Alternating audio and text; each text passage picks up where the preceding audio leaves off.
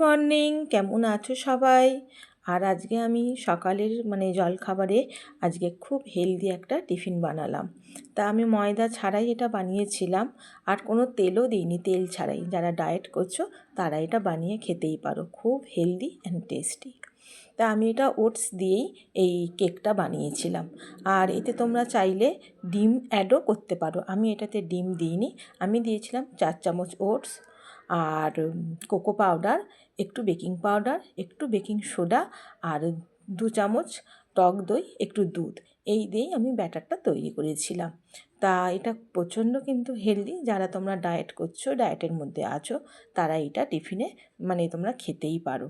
আর কোনো তেল নেই, কোনো চিনি নেই, সেই জন্য এটা খুব হেলদি। আর আমি এটাতে একদমই কোনো মিষ্টি অ্যাড করিনি। তারপর এই যে ব্যাটারটা দেখছো, আমি একটু ব্যাটারটা তৈরি করে নিয়েছি। তারপরে ওপর থেকে কিছু ড্রাই ফ্রুটস ছড়িয়ে দিলাম। তা আর একটাও কেক করেছিলাম, সেটা আমার জন্য করেছিলাম। সেটা একটু চিনি দিয়েছিলাম, তাতে 2 চামচ চিনি দিয়েছিলাম। আর এই রকমভাবেই টক দই, দুধ সব কিছুই দিয়েছি। দিয়ে জাস্ট ওতে 2 চামচ চিনি দিয়েছিলাম।